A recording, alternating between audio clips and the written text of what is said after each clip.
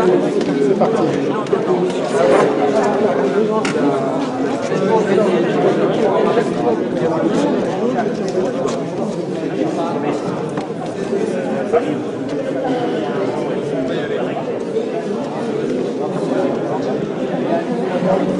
Oui.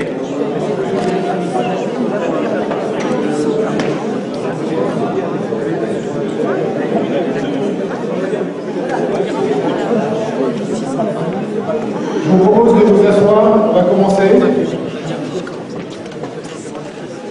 Il y a encore 2 places devant, 3 même. Donc n'hésitez pas s'il y en a qui... Arnaud.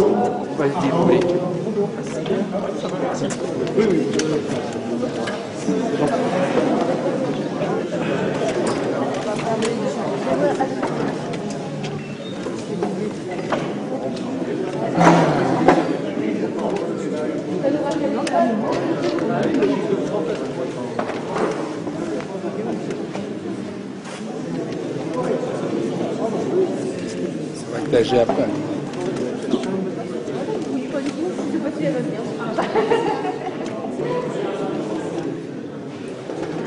Je ne monte pas.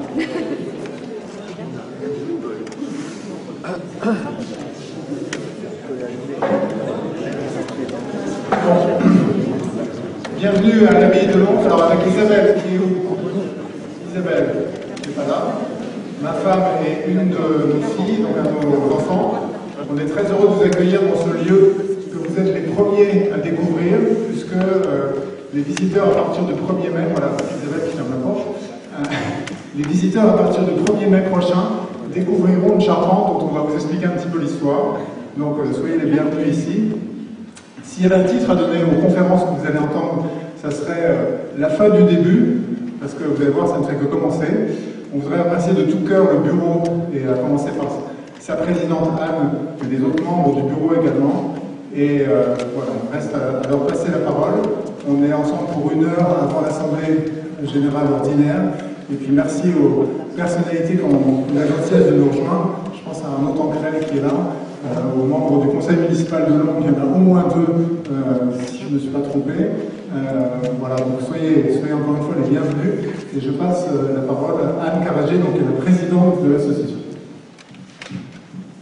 Bonjour à tous, et juste un tout petit mot. D'abord, on vous remercie d'être présents aussi nombreux. Ça montre l'intérêt que vous manifestez pour l'abbaye. Et on est ravis, grâce à Cyril qui s'est beaucoup investi, de pouvoir vous présenter donc le résultat des différents travaux qui sont passés l'année dernière, en début de cette année. Et puis on passera à l'Assemblée générale après, mais c'est grâce à vous que l'association peut vivre. Et on remercie aussi la mairie de Londres qui nous subventionne, ainsi que le département du Calvados. Merci. Moi, je vais juste vous présenter rapidement nos 3 intervenants, donc 3 archéologues. On va vous parler d'archéologie du bâti, d'archéologie sédimentaire. On va commencer par l'archéologie sédimentaire, celle du sous-sol. C'est des travaux qui seront présentés par Hélène Dupont, qui est de l'Institut national de recherche archéologique préventive. Puis on passera à Frédéric Epo, qui est là, voilà, qui est du CNRS, et qui présentera son travail sur la charpente de ce bâtiment.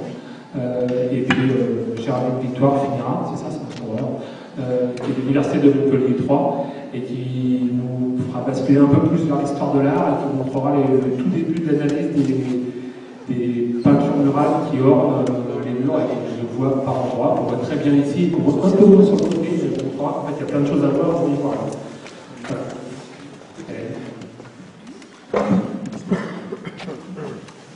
Alors, je vais vous présenter les interventions archéologiques qui ont eu lieu depuis 2018 jusqu'à mars, parce qu'on vient de terminer une autre intervention.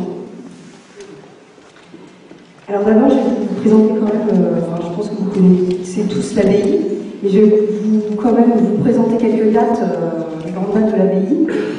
Donc en 1168, la fondation de l'abbaye de Longres, dans la Font-Vallon-Fonchaux. Donc l'abbaye de Longres, fille de l'abbaye de Notre-Dame d'Ampie, fondée en 1145, de l'ordre de Tiron, qui sont des bénédictins réformés. En 1256, Eudrigo remarque dans ses visites qu'il y a 22 moines, donc une petite communauté. En 1516, le régime de la commande arrive et le domaine de l'abbaye commence à péricliter, comme à peu près toutes les abbayes. Et en 1640, la nef de l'église de l'abbaye de Longues est condamnée, sans doute due à des difficultés économiques et peut-être un arrêt du culte pour les laïcs. Généralement, la nef est consacrée à l'accueil des laïcs. Et en 1782, l'abbaye est fermée. Alors les dates de classement, 1915, classement de l'église, 1926, classement de l'abbaye à l'inventaire supplémentaire, 1964, achat par la famille d'Anglejean, et les débuts des études par Georges d'Anglejean. Et en 2006, classement au titre des monuments historiques. Donc, rapidement, pour vous présenter l'organisation de l'abbaye, en accès par la route de Bayeux, donc par ici, Bayeux, l'évêché, le centre paroissial de Longues. On entre à partir de la route de Bayeux dans la porterie, les colons, granges, colombier. Alors le colombier ne se voit plus, il est sur le cadastre du 19e. Les écuries, et donc les communs. Ensuite, les bâtiments d'élévation, l'abbaye en elle-même, l'église abbatiale,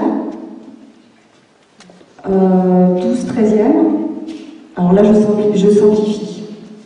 Le logis abbatial, dont le rez-de-chaussée voûté est du XIIe siècle.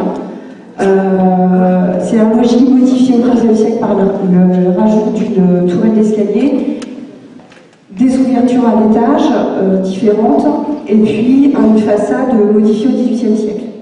Le cloître, dont je dis ici qu'il est 12-13e, mais je vais vous expliquer pourquoi tout à l'heure. Et puis ce logis est un bâtiment adjacent du milieu du XIVe siècle. Et on parlera après plus précisément de cet ensemble-là. Alors les différents diagnostics, ce que vous voyez en couleur, ce sont les emprises des diagnostics prescrits par l'État, donc la DRAC, le SRA, préalablement à des travaux qui impactent le sous-sol. Donc un premier diagnostic dont l'emprise initiale était la cour, et puis les jardins à l'arrière. Un deuxième diagnostic du bâti sur le cœur, ici, préalablement à la réfection de la toiture. Et puis 2021, une opération ici liée à la réfection de l'église par Aude Pinchot, l'INRAP. Et puis un diagnostic sédimentaire en début d'année, ici.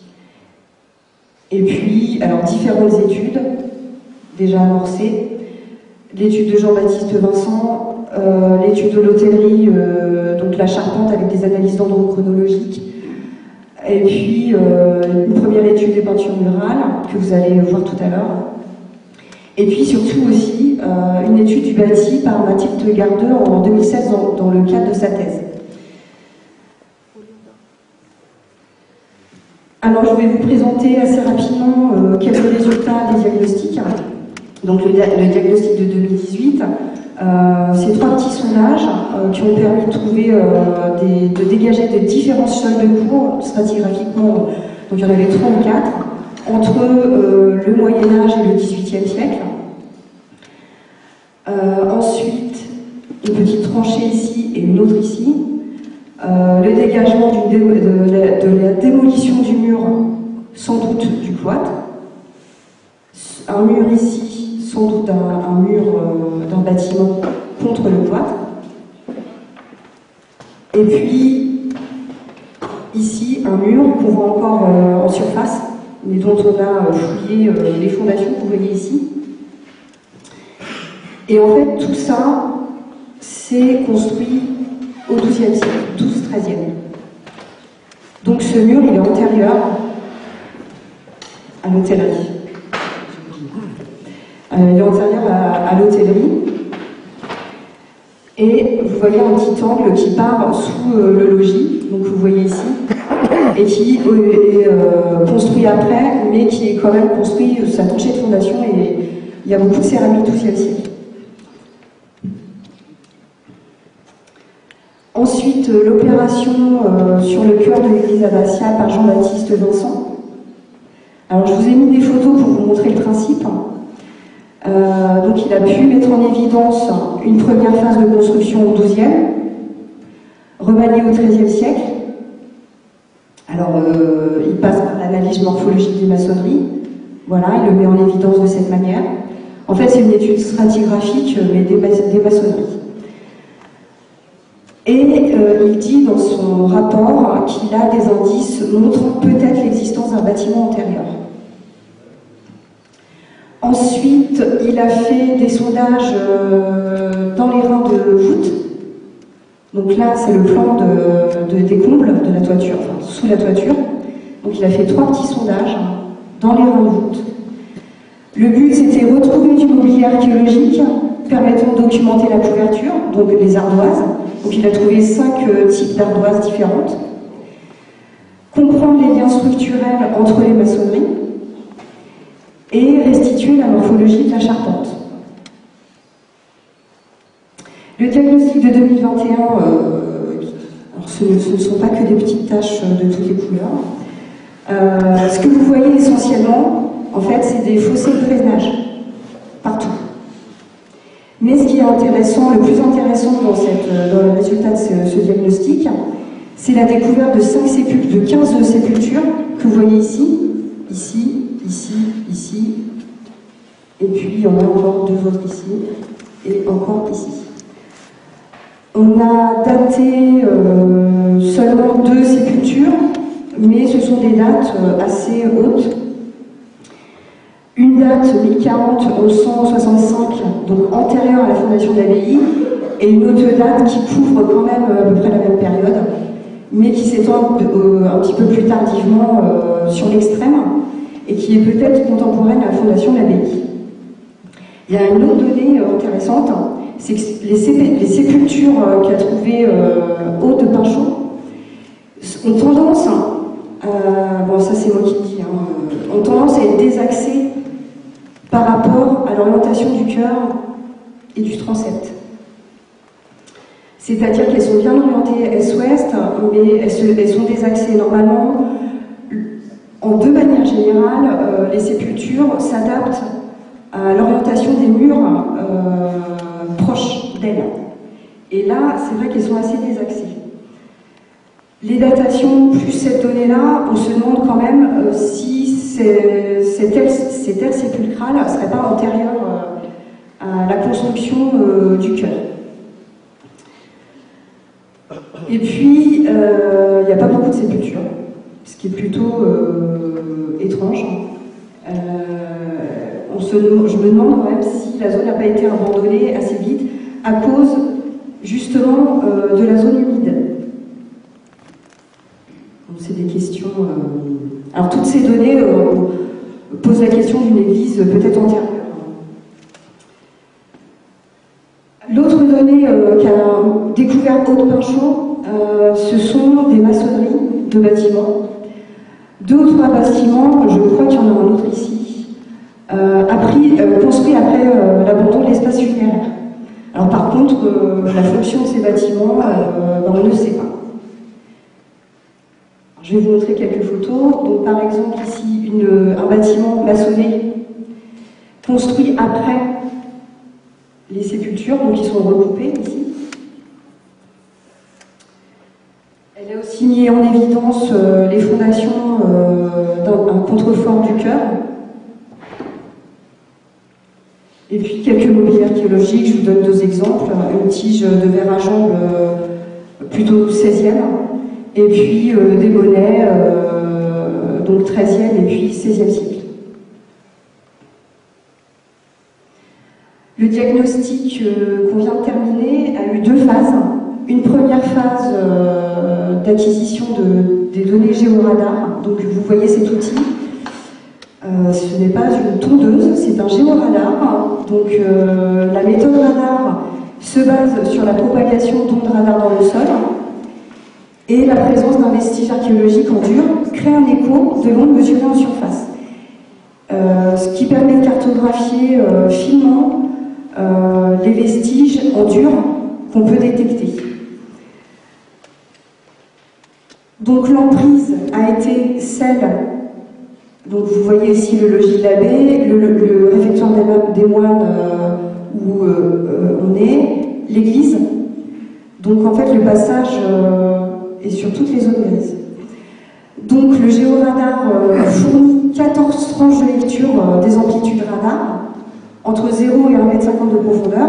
Donc toutes les 20 cm, il y a une production de cartes qui montre, qui détecte en fait l'apparition des maçonneries. Là je vous en ai mis 6, un exemple de 6 tranches. Donc vous voyez, tout doucement les maçonneries apparaissent ou disparaissent. Ça dépend de leur niveau d'apparition et de leur niveau de disparition. Ensuite, l'interprétation des résultats, un plan par profondeur d'apparition des vestiges, donc de différentes couleurs, voilà, 20 cm, encore 20 cm, etc., etc. Un plan par type de vestiges interprétés, donc les maçonneries en noir, les sépultures peut-être en pleine terre en violet, et ce qu'ils appellent les sarcophages, parce qu'il y a eu des indices de matériaux en dur, en verre. Donc les données du géoradar, le cloître, à l'évidence, avec peut-être une fontaine centrale ou un puits. Et puis, ça, là, qui peut être des colonnettes extérieures à la galerie, donc autour de la galerie, ici. Un espace funéraire, donc, à l'intérieur de la galerie du cloître, c'est assez courant. On a plusieurs exemples en Normandie, par exemple Cérisy, l'abbaye de Cérisy. Et puis quelques sépultures à l'intérieur du chœur, et pas dans la nef. Peut-être qu'il y a déjà eu des fouilles, je ne sais pas. Ici non plus. Et les platons que vous voyez au fond, ils ont été trouvés là, je crois. Ah oui, je pensais que c'était là.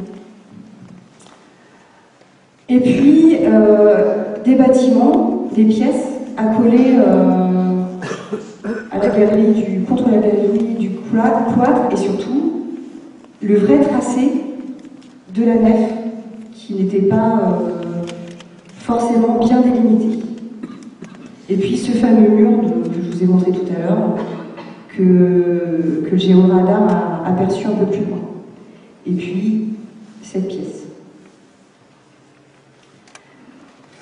Alors, les résultats du géoradar sont complétés par l'observation de la façade orientale du logis, puisqu'on connaissait déjà, puisqu'on voit la trace des maçonneries du cloître, des bâtiments sur la façade. Donc ici, par exemple, donc, je vous ai mis en évidence par les couleurs. C'est pas une vraie analyse du bâti, c'est juste une mise en évidence de certaines données. Ici, les traces de la galerie sud, une trace de la toiture de la galerie, et puis l'arrachement ici, un arrachement et un rajout du pignon, sûrement suite à la destruction de la nef, et puis des montants de porte ici, qui montrent qu'il y avait un accès à partir d'ici vers la galerie, et un accès pour aller vers la nef de l'église, et puis cette porte qui est centrale, je vais vous montrer. Donc la porte, elle est là, donc elle est complètement centrale pour aller dans le cloître. Et puis cette porte est légèrement désaxée.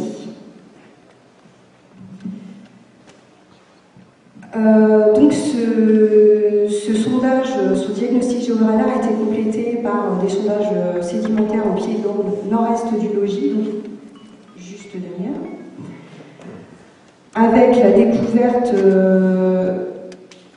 donc ici, d'un mur récupéré, dont on voit les arrachements ici, dans la façade. Donc on a pu retrouver la fondation jusqu'ici, mais rien ne dit qu'elle ne se continuait pas un petit peu, parce que ici c'est la canalisation qui a tout démoli.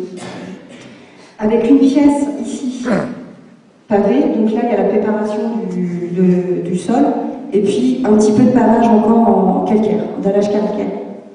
Un couloir, le seuil, ici, et puis un autre mur, que vous voyez ici, qui sépare l'espace en deux pièces.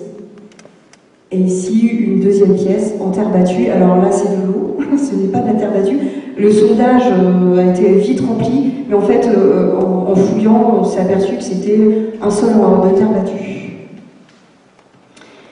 Le mobilier que l'on a dégagé dans ces pièces, non seulement dans la préparation et puis dans l'occupation de ce petit couloir qui est très anthropisé, donc on est plutôt vers le XVe siècle, jusqu'à plus en détermination de la céramique. Et puis il y a ce radier ici, maçonné, dont je ne trouve pas vraiment la signification pour l'instant. Soit, donc il est ici, soit la base d'un escalier antérieur, soit un aménagement pour supporter une élévation à pont de bois, je ne comprends pas encore très bien. Donc en fait la pièce, le sondage que nous avons fait ici, est au pied ici, de cette zone, avec ce bâtiment, vous voyez encore le goudron sud en élévation, la fenêtre à mono, une cheminée ici, donc vous voyez ici, et l'ajout ici d'un escalier qui mène à la fois vers l'extérieur et vers l'intérieur et qui communique entre les deux logis. Donc la question qui se pose, c'est est-ce que cet ensemble est contemporain au logis? Est-ce qu'il est postérieur? Pour l'instant, il faudrait faire plus d'études. Donc la synthèse du diagnostic, donc un géoradar qui détermine l'emplacement des maçonneries du cloître, des bâtiments, sans doute des bâtiments conventuels autour du cloître, et d'un espace funéraire entre l'église et la galerie. L'espace funéraire est vraiment intéressant parce que le fait qu'il est détecté au géoradar des sépultures, on peut aussi avoir l'indice de plaques tombes, pas forcément de sarcophage. Donc c'est assez intéressant. En fait, un diagnostic géoradar ne se suffit pas à lui-même, c'est toujours à compléter par des sondages sédimentaires et une véritable étude du bâti, ici, et puis aussi ici, très important, pour étudier l'évolution chronologique et la fonction précise des espaces. Rien ne remplace la fouille, c'est la fouille qui date en grande partie les connexions entre les maçonneries, pour montrer qui s'installe avant qui ou après. Donc c'est très important de faire aussi des sondages. Et puis ce bâtiment, alors j'ai dit bâtiment du XVe siècle parce que moi je me base sur la céramique et puis une certaine morphologie du bâtiment. Après ça doit être confirmé. Donc mon hypothèse de départ c'était est-ce que c'est pas un agrandissement de l'espace d'accueil de l'hôtellerie créé au milieu du XIVe siècle? Donc, en conclusion, donc là je vous fais un plan diachronique de la distribution des espaces. Donc un espace utilitaire et agricole tourné vers l'axe Vière et le domaine direct de l'abbaye, donc qui est tout autour, les terres tout autour. Parce qu'avant tout, une abbaye est aussi un centre économique avec des terres exploitées. Donc un espace conventuel pour les moines, l'église, le logis abbatial, le cloître, les bâtiments conventuels, et le jardin. Et un espace, ici, au moins à partir du milieu du XIVe, pour les laïcs. Alors pour créer peut-être au XIVe et peut-être il y avait un espace avant. Donc cet espaces-là, le logis et le jardin séparés de l'espace conventuel.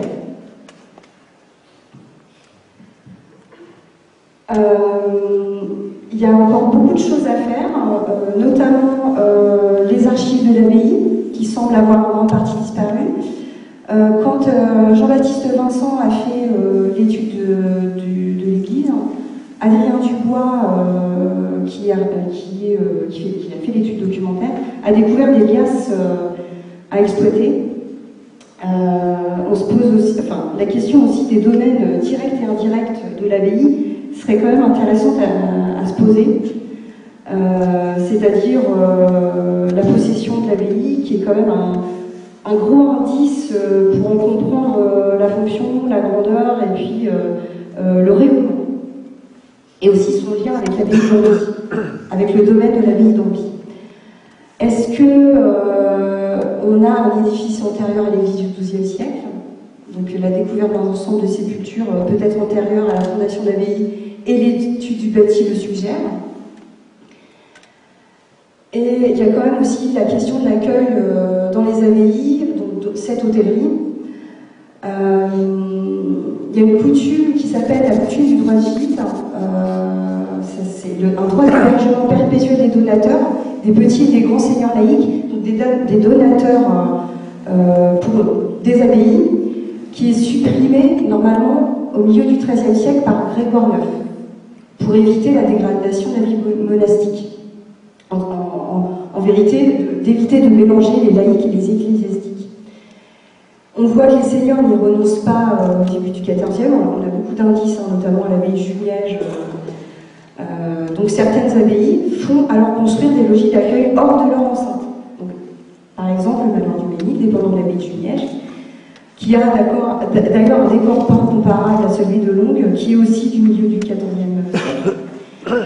Donc on pourrait quand même se demander pourquoi on construit une hôtellerie dans l'enceinte d'une abbaye. Est-ce que, alors quelle pourrait être l'utilisation de l'abbaye de Longues par l'abbaye mère Notre-Dame de Ambie? Pourquoi fait-on construire une hôtellerie dans l'enceinte de l'abbaye, malgré la suppression du droit de gîte? Et puis la présence de Saint-Michel. Est-ce que c'est pas l'indice qu'on est peut-être dans une station de pèlerinage élitaire? Alors c'est des questions lancées, hein, c'est pas du tout sûr, mais en tout cas c'est des questions peut-être à se poser pour l'avenir. Voilà.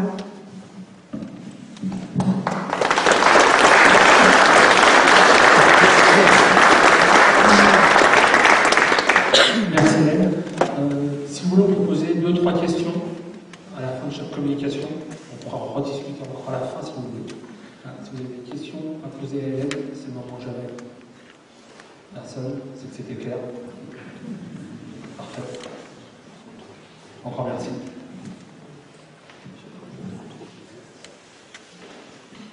Vous allez voir, les communications se complètent au fur et à mesure de l'hôtellerie, donc je pense que vous allez peut-être avoir des questions qui vont émerger au fur et à mesure. J'arrive pas à récupérer la souris.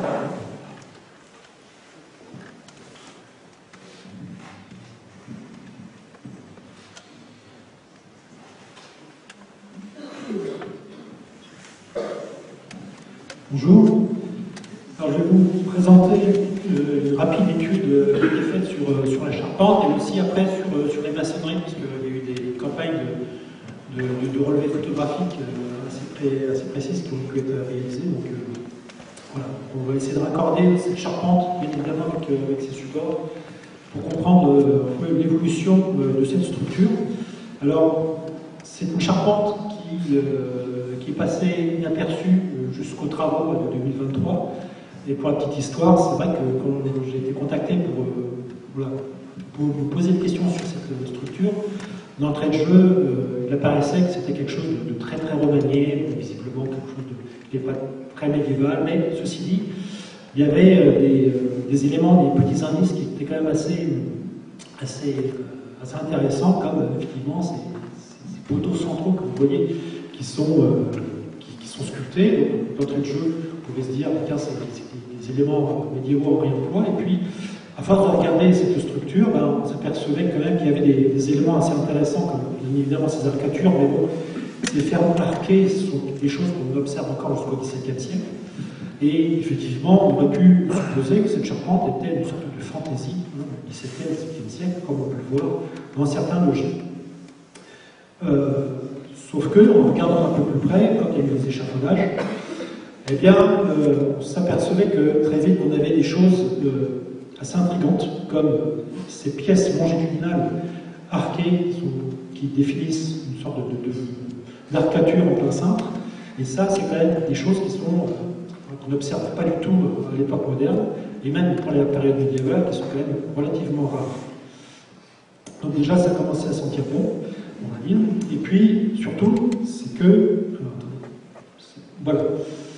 Quand on regarde vraiment, donc il faut vraiment regarder tout en haut, on est, voilà, à cet endroit-là. Donc ce sont des grandes écharpes de contreventement longitudinales.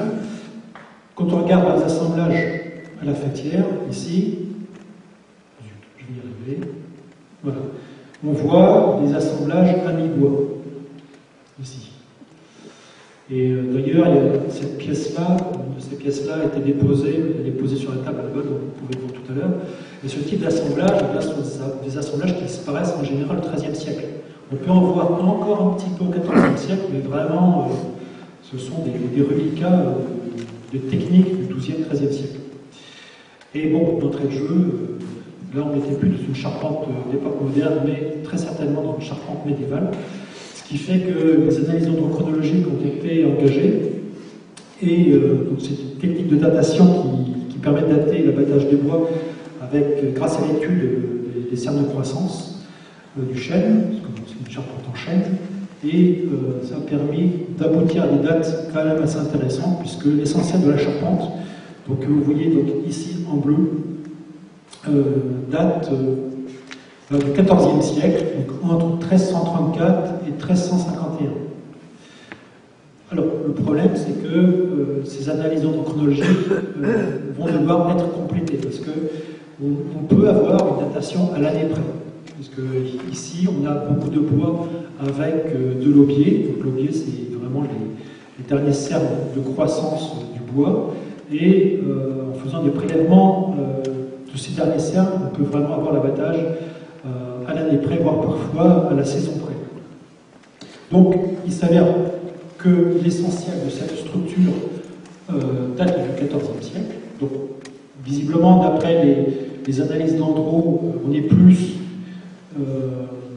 vers les années 1340 que 1350. Et on a cette structure a connu plusieurs phases de reprise.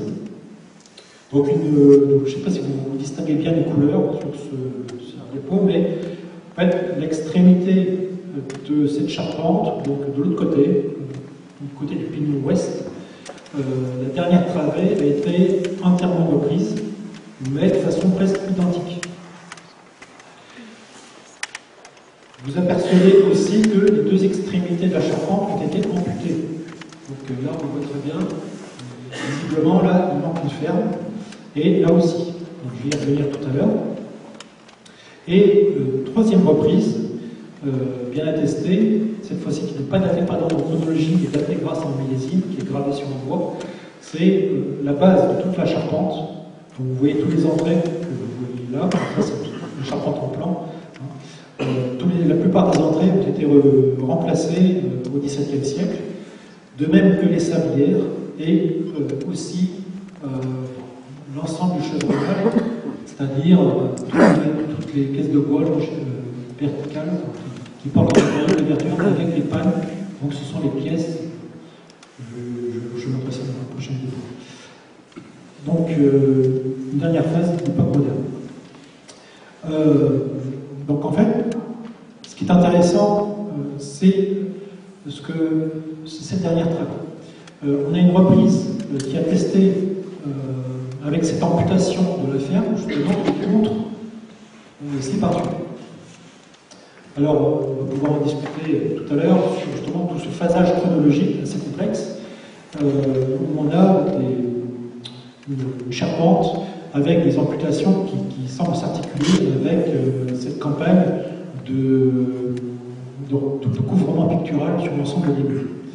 Mais pour l'instant, ce qui est intéressant de voir, c'est qu'on a un témoignage de cette reprise, non seulement par le fait que ces bois sont coupés ici, mais aussi parce qu'on a une petite greffe ici.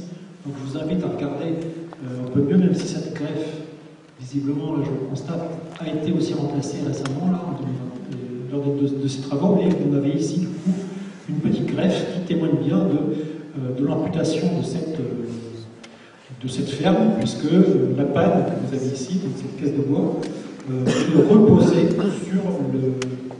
sur la tête du poinçon de cette ferme. Et comme ce poinçon a été retiré, donc forcément ils étaient obligés de prolonger cette panne faîtière pour la faire reposer sur la maçonnerie. Voilà. Et de l'autre extrémité, sur la travée du XVe siècle, on a aussi l'amputation de la dernière ferme, qui elle aussi est bien attestée. Quand on regarde bien la sablière, est attestée par 2 mortaises qui sont vides et dont l'une, en tout cas, servait à l'assemblage du poinçon. C'est-à-dire le poinçon, c'est cette pièce de bois que nous avions donc, ici à l'autre extrémité. Alors, concernant cette reconstruction de la dernière travée de la charpente, qui date du début du XVe siècle, on pourrait la raccorder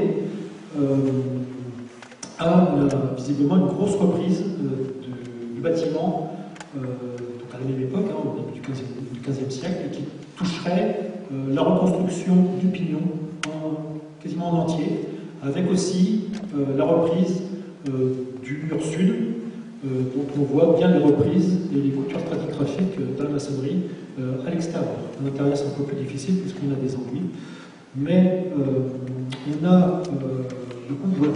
Donc il y a peut-être une sorte d'affaissement, on ne sait pas trop quoi, mais en tout cas, ils ont repris les maçonneries au début du XVe siècle et dans la foulée, ils ont reconstruit aussi cette charpente. Donc pour la dernière travée. Et concernant l'amputation de cette dernière ferme, eh bien, cela pourrait correspondre à une reprise du XVIIe siècle, au moment où ils vont greffer dans le pignon une cheminée qui nous chauffe et qui nous enfume aujourd'hui. Et alors en fait, le seul entrée qui est conservé d'origine, c'est celui qui est juste au-dessus de notre tête, celui-ci. Et justement, on le voit parce qu'il y a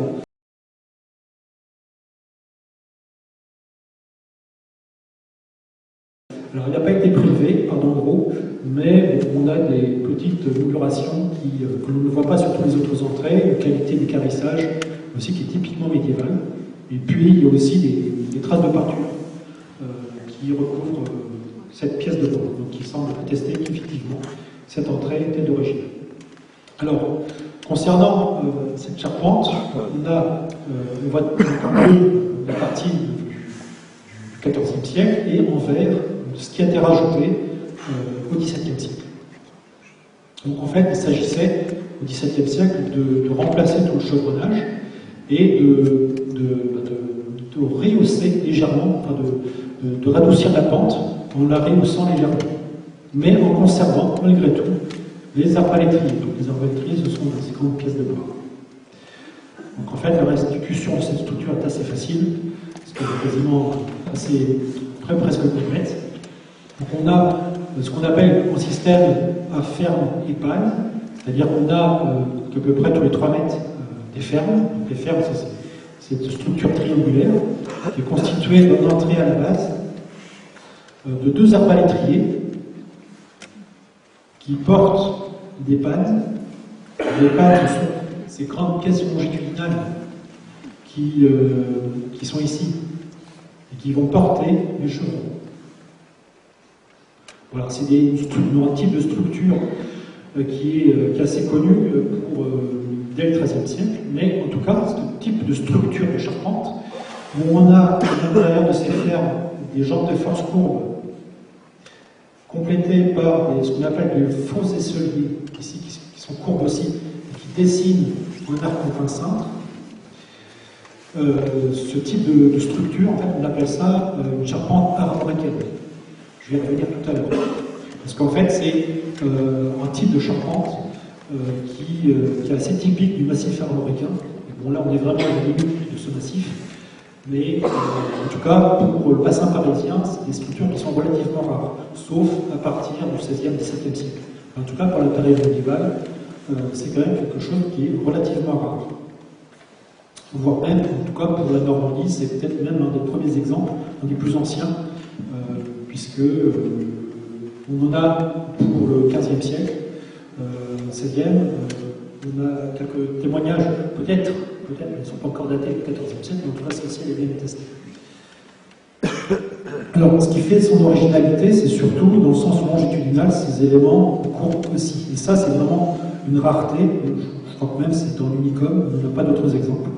Donc, avec en plus ces grandes écharpes croisées assemblées à niveau, c'est vraiment un type de structure que pour l'instant est unique en son genre. En plus, nous avons des éléments sculptés avec des têtes de poinçons alors, qui sont moulurées, comme ici, avec des baguettes toriques, des gorgelins, et puis voilà, des chanfreins qui se terminent en cuillère. C'est des bases aussi qui sont très effilées, très étirées en longueur, qui sont assez caractéristiques finalement du XIVe siècle. Des baguettes qui sont quand même assez grossières malgré tout, mais on reste même dans l'écriture stylistique des moulurations de charpenterie du XIIIe, XIVe siècle. En termes de sculpture, on est là vraiment dans les canons voilà, de ce qu'on voit actuellement pour ces périodes-là. Et pour la dernière travée du XVe siècle, on a aussi des sculptures qui sont assez finement travaillées et qui correspondent effectivement à ce qu'on a l'habitude de voir pour le XVe, XVIe siècle. Quelque chose avec des formes de bulbes, et là des formes de moulation beaucoup plus ciselées que ce qu'on voit au siècle précédent. Alors, la petite découverte aussi, grâce aux échafaudages, c'est de s'apercevoir que des bois, en tout cas, quelques bois, avaient conservé des traces de peinture, notamment au nom du blanc avec des petites fleurs, et on a sur des éléments longitudinaux, mais aussi sur des arbres palétriers, un peu partout, disséminés. Donc en fait, cette charpente était intégralement recouverte de peinture. Et ça, c'est quand même assez surprenant. Parce que même l'entrée était aussi, bon, on ne le voit pas très bien avec l'éclairage, mais bon, on a des traces des motifs rouges qui recouvraient aussi l'entrée. Donc en fait, cette charpente a été, comme pour les murs, entièrement recouverte de peinture. Et visiblement avec des motifs qui étaient assez semblables, puisque ce motif de fleurette, on les retrouve aussi sur les maçonneries.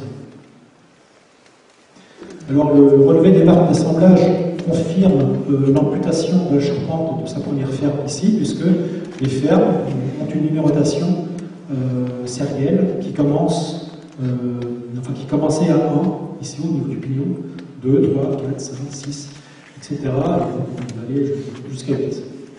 Donc là on voit très bien qu'on a une absence de numérotation sur la partie 15e siècle, puisqu'il n'y avait que 2 fermes, pas besoin de les numéroter. Alors les marques d'assemblage, ça sert au montage de la charpente. C'est vraiment un repère pour ne pas confondre les bois au moment du montage. Alors, ce qui est intéressant, c'est que en fait, la plupart de cette charpente, la plupart des bois de cette charpente sont en bois cyclé. Et c'est quelque chose finalement qu'on commence à voir à partir du XIVe siècle, là particulièrement, c'est assez manifeste, puisque des bois qui sont entièrement, qui sont complets, on va dire, qui ne sont pas débités, qui sont équarris à la hache. En fait, il n'y en a que 2, en tout cas pour chaque ferme, notamment l'entrée et puis le poinçon. Donc là, voilà, c'est ce qu'on appelle un bois de brin, c'est-à-dire qu'on va conserver le cœur du chêne au centre de la poutre, et le bois, eh bien, on va l'équarrir à minima, C'est-à-dire qu'on va vraiment faire en sorte à le façonner en supprimant, en ayant le minimum de perte de matière. Et par contre, tous les autres bois, ce sont soit des demi-billes, c'est-à-dire une grume qui a été coupée en deux, à la scie, soit des quarts de billes, c'est-à-dire qu'on va avoir là, des deux faces qui vont être sciées et deux faces équarries. Et ces bois, ces demi-billes, on va les retrouver pour les arbalétriers, qui vont être des bois qui sont vraiment de section rectangulaire. On va le retrouver aussi pour la faîtière et la sous-faîtière, et pour les petits bois, c'est-à-dire pour les éléments de contreventement, et puis les pièces secondaires, hein, c'est-à-dire les jambes de force, les faux essoliers, ce sont des quarts de billes. Effectivement, ce sont des choses qu'on commence à voir à partir du XIVe siècle. Et donc là, on voit très bien dans les bois justement qui sont juste au-dessus de nous, qui sont coupés. Là, par exemple, on a un quart de bille. Là, pour une écharpe, on voit le cœur du chêne qui est à peu près ici. Et puis là, on a le pied. Et pareil, une demi-bille, on a le cœur du chêne ici. En fait, c'est des choses qu'on n'avait pas au XIIIe siècle, puisqu'on avait quand même une sylviculture qui était assez efficace. Et à partir du XIVe siècle, on a un changement de la gestion sylvicole, et notamment aussi dans le Bessin, on a un épuisement des ressources forestières qui se manifeste quand même relativement tôt, puisque déjà à la cathédrale de Bayeux, on a des charpentes, notamment dans le cœur et dans le bien ambulatoire, qui sont faits avec des bois de bocage, avec aussi des bois qui sont sciés. Donc on commence à avoir le sciage qui apparaît, ce qui est un témoignage, le sciage c'est un témoignage de l'appauvrissement des forêts, puisqu'on a des bois qui ne sont pas du tout adaptés aux besoins des charpentiers. Donc là, ils sont obligés d'utiliser des bois de plus grosse section, et ils sont donc obligés de les adapter en les sciant pour les faire correspondre aux sections recherche. Donc c'est vraiment un témoignage de l'appauvrissement des forêts, en tout cas dans le Bessin. Donc là, encore dit, vu de ces bois qui sont non seulement inadaptés en section, donc là, parce qu'ils sont débités de quart, notamment, mais surtout, quand on les regarde de très près, on voit qu'on a affaire à des bois qui sont avec des fils qui sont très sinueux, et la plupart des bois utilisés, effectivement, sont des bois qui sont courbes. Et donc, ce qui est là aussi un témoignage de bois qui sont quand même d'assez mauvaise qualité. Quant aux bois qui sont utilisés pour faire l'arcature, ce sont là aussi des bois naturellement courbes, parfois avec des sections qui là aussi sont inadaptées, puisque vous voyez, on a parfois une épaisseur de quelques centimètres à peine. Donc on sent qu'ils ont quand même eu quelques difficultés pour trouver des bois bien adaptés.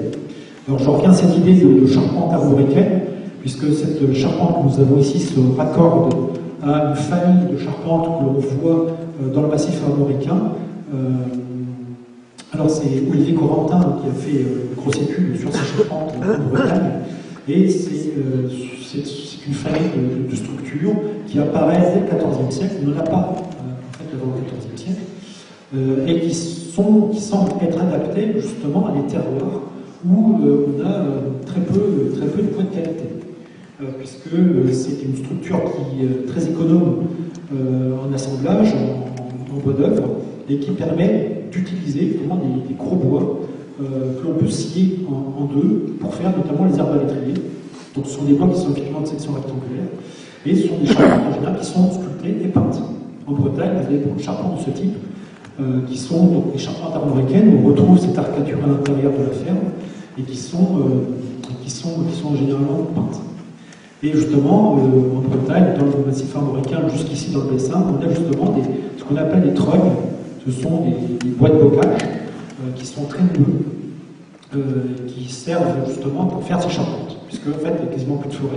Donc on va taper dans le bocage pour faire ces charpentes, et on va justement cultiver ces arbres de bocage pour en faire des bois de charpente. Ce qui fait qu'on a des bois qui sont très sinueux.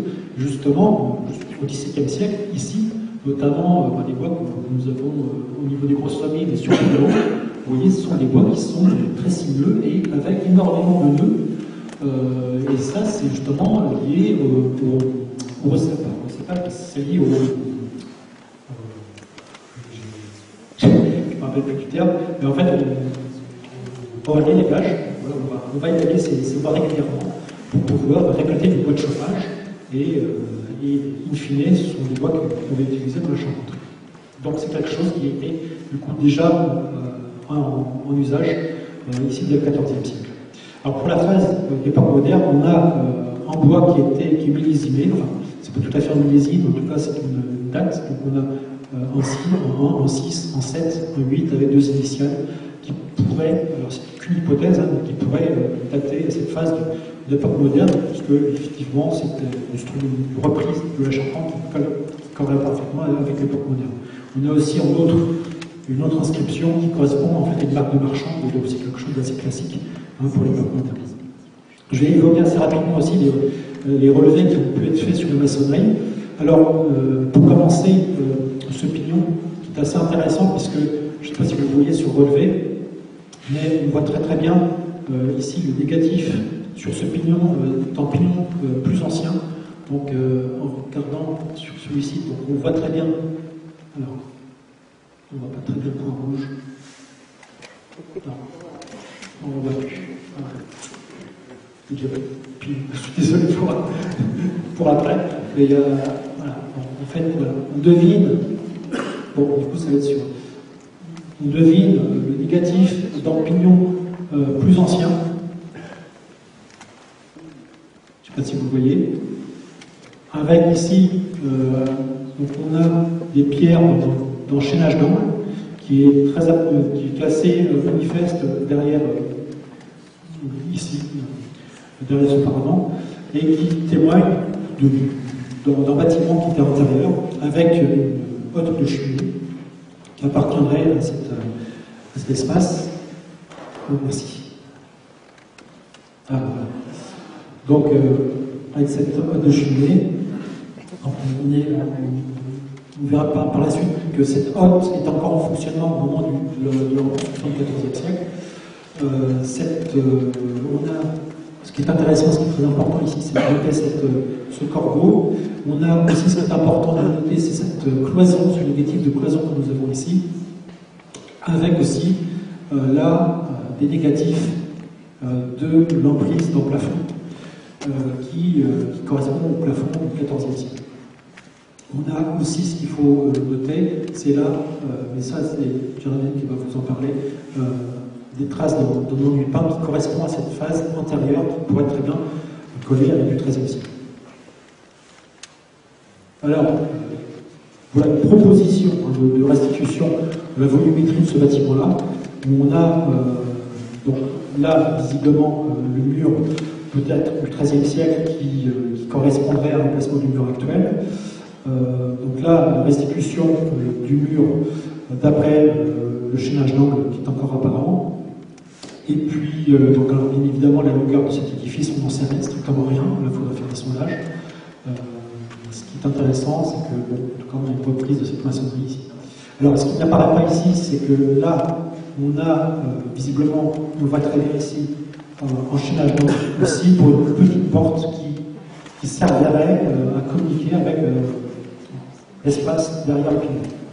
Peut-être que derrière, on avait en bâtiment déjà au XIIIe siècle, mais bon, visiblement les sondages ne l'ont pas attesté. Alors pour la phase du XIVe siècle, ici on aurait encore, et ça je vais revenir tout à l'heure, mais la hotte en fonctionnement, je vais revenir tout à l'heure, parce que d'après le négatif des poutres, on aurait une trémie qui serait en place, qui aurait servi justement pour conserver cette hotte qui aurait continué de fonctionner dans la phase du XIVe siècle, pour le rez-de-chaussée. Cette fois-ci, on aurait là deux accès, donc ici une porte là, et puis ici, pour là aussi une communication pour un bâtiment qui serait situé à côté. Bien sûr, ce ne reste encore que des hypothèses. Et alors après, on va évoquer deuxième phase. On en reparlera avec Géraldine parce que, au niveau des peintures, parce que c'est assez complexe. Donc sur cette volumétrie, on voit très bien qu'on a une cloison qui vient se raccorder ici, qui ne semble pas d'origine, et aussi on a un corbeau qui correspondrait au plafond mis en place, qui fonctionnerait parfaitement avec cette cloison ici, et dont on a la trace en négatif ici. Il faut vraiment avoir le nez collé dessus, mais on a du coup un plafond qui fonctionnerait ici. Donc une sorte de tribune qui aurait été rajoutée. Alors, bien évidemment, il ne faut pas tenir compte de cette proposition de datation, pour l'instant ça reste très provisoire. Concernant le mur sud, donc les dates proposées, c'est vraiment très provisoire. Hein. Les couleurs, ça ne correspondrait qu'au comblement, mais là aussi, ça reste très provisoire. Tout ça, on discute tous ensemble. Mais une chose est assez intéressante, c'est qu'on aura en tout cas 4 ouvertures au rez-de-chaussée, ici. À l'étage, ça a déjà été observé de nombreuses fois, mais je vous répète, donc une série de fenêtres ici avec 2 cheminées ici. Et là, peut-être une fenêtre qui aurait été rajoutée. Alors, je passe là-dessus. Oui, parce qu'en fait, on a aussi, alors c'est à ce niveau-là, voilà. Ici, ce qui est intéressant, c'est qu'on a visiblement des embauchements qui correspondraient à des poutres qui auraient été encastrées dans la maçonnerie qui témoigneraient de la présence d'une cloison. De même, ici, là, on a des négatifs qui correspondraient à une cloison. Et on retrouvera la même chose en face, je vais le dire tout de suite. Je fais assez vite, je prends le temps. Donc voilà une proposition de restitution, en tout cas du mur sud, avec ces 4 fenêtres, avec ces 2 cheminées, conviendrait quand même de l'étonnante symétrie de cet espace, avec, en tout cas pour cette partie-là, une cheminée centrale de fenêtres, une cheminée de fenêtres de part et d'autre. C'est intéressant parce que là, on va avoir une cloison qui va se rajouter, et au rez-de-chaussée, une porte qui fonctionne toujours actuellement. Et bon, bien évidemment, le remplage est purement fictif, hein, c'est uniquement pour faire joli. Mais bon, il faudra peut-être regarder d'un peu plus près pour redessiner quelque chose d'un peu plus scientifique, mais ce qui correspondrait à 3 fenêtres. Alors, ce qui est intéressant, c'est que la phase d'après, on a. Alors, il y a une phase intermédiaire entre celle-ci et celle-ci. Parce que les réflexions avec les échanges, avec les ponts, avec Gérald Mitoire, voilà, ça permet de faire avancer un peu les discussions. Mais en tout cas, ce qui semblerait, c'est que entre cette phase où on a des cloisons qui viennent se rajouter à l'étage, on aurait l'amputation de cette charpente, de cette partie-là, de la dernière ferme. Je laisserai Gérald en parler. Mais en tout cas, l'amputation de cette ferme-là ne correspondrait pas au rajout de ces 2 cloisons qu'on a à l'étage, donc qui sont visibles ici. Donc là, on a une cloison qui est assez bien marquée par des embauchements et qu'on retrouve ici en face avec, pareil, ce négatif, donc le surbouchage, avec là aussi en embauchement. Et on a aussi ici un négatif de plafond qui est assez net.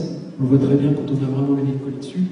Et puis là c'est pareil, on a aussi un négatif de plafond. Donc là. Donc ça pourrait correspondre peut-être la volonté de créer une pièce ici, puisque là aussi, cette fenêtre que vous avez ici, elle a été rajoutée. Elle n'est pas d'origine, puisque je regroupe les peintures, et donc en fait, ça correspondrait au rajout de cette tribune, ou de cette pièce, je ne sais pas comment vraiment l'appeler. Donc là, le mur nord, je vais passer assez vite, mais c'est pareil, on a donc là cette cloison-là, on a une autre cloison ici, qui est plutôt d'époque moderne, puisque cet espace a été cloisonné, tout cet espace que vous voyez ici. Là. Donc ça, c'est un plafond d'époque moderne, avec un enduit blanc, qui est plutôt d'époque contemporain. On retrouve parfaitement, je ne vais peut-être pas préciser, mais l'embauchement est destiné aux sommiers du plafond du XIVe siècle, et qui sont parfaitement articulés sur la charpente. C'est-à-dire que là, par exemple, vous avez l'entrée, une ferme, vous avez ici un embauchement qui correspondrait à l'entrée. Et là, c'est pareil, la ferme du XIVe siècle. Ici, nous avons un embauchement pour l'entrée du plafond, et ainsi de suite.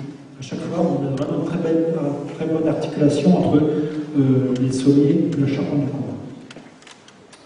Je passe. Ce qui est intéressant, là, c'est concernant le négatif de pente. C'est pas un négatif de pente, en fait, c'est pas clair, mais c'était surcreusé pour vendre une porte. Et ce n'est pas d'origine, ce ne serait pas d'origine. Ça aurait été rapporté au moment de la cloison. Donc on a, sur la diapo, on voit peut-être mieux, en fait, on a même des greffes à la base de ce creusement qui correspondrait effectivement à une reprise des pierres du pied droit de la porte qui était bien présente, mais qui était rebouchée. Donc là, vous avez la porte principale de l'image, ici, qui était bouchée, et ceci a été visiblement surcreusé dans une seconde étape, c'est-à-dire que ça collerait avec des embauchements qu'on a ici au-dessus. Et on a un négatif de cloison à ce niveau-là. Et comme par hasard, on a la même chose en face, avec des embauchements qui correspondraient à une cloison en bois. Et en fait, il aurait dans cette cloison en bois une porte dont justement le rabattement de la porte aurait été surcreusé. Donc ça collerait plutôt pour une sorte de partition de cet espace. Donc voici un peu la restitution, en tout cas du mur nord, avec deux portes, une ici et une là. Donc celle-ci est beaucoup plus grande, qui est bouchée. Et là aussi, une porte que vous avez ici, qui semblerait d'origine. Concernant le rez-de-chaussée, une petite porte aussi de dessert, une porte-fenêtre ici et une autre porte par laquelle nous sommes rentrés. Et dans la seconde étape, donc on aurait une cloison ici, avec une porte d'accès pour passer d'un volume à l'autre, et là aussi une autre cloison en bois avec en plafond. Donc dont la fonction serait encore à définir. Donc concernant le plan, c'est aussi très provisoire, évidemment. Donc, là aussi, les couleurs ne concernent que le bouchage.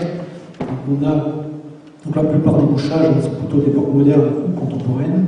Donc là, on a la maçonnerie du XIIIe siècle. Donc ça, c'est le rez-de-chaussée, les uns à l'étage. Et en fait, ce qui est intéressant, c'est que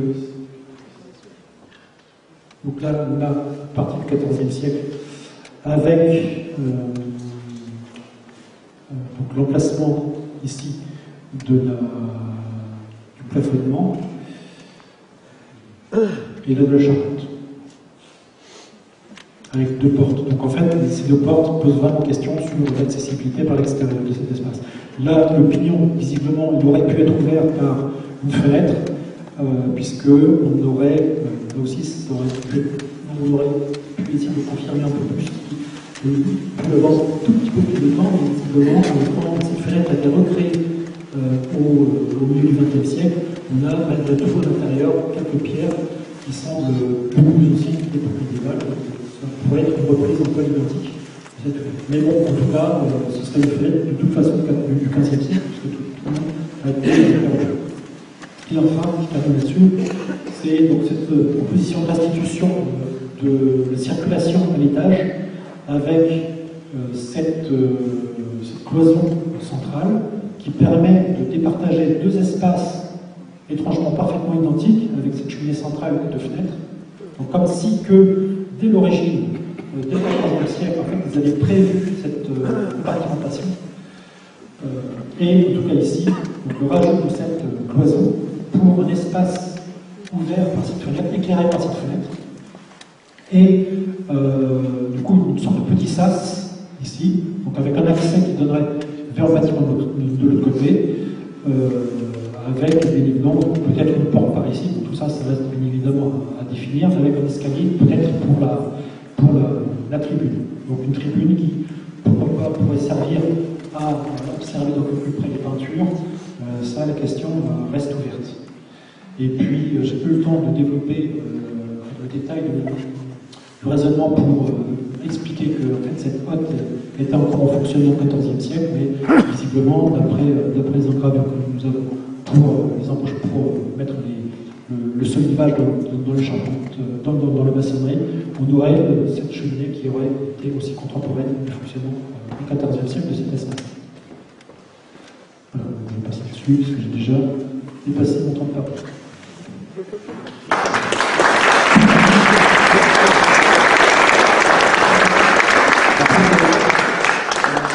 Effectivement, il a dépassé un petit peu. Le temps pour une question? Non? Si? J'aurais voulu une question sur le principe des charpentes à panne, qui sont très rares à l'époque, en général c'est surtout des chevrons en ferme.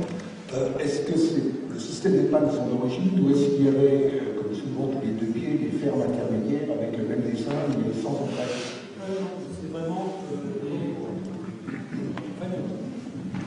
le principe des fermes et pannes, c'est vraiment un principe qui en fait est très ancien, mais en tout cas pour le bassin parisien, pour toute la moitié nord de la France, les plus anciennes sont du début du XIIIe siècle. Vous les voyez d'ailleurs autour de Paris, ils apparaissent à Paris.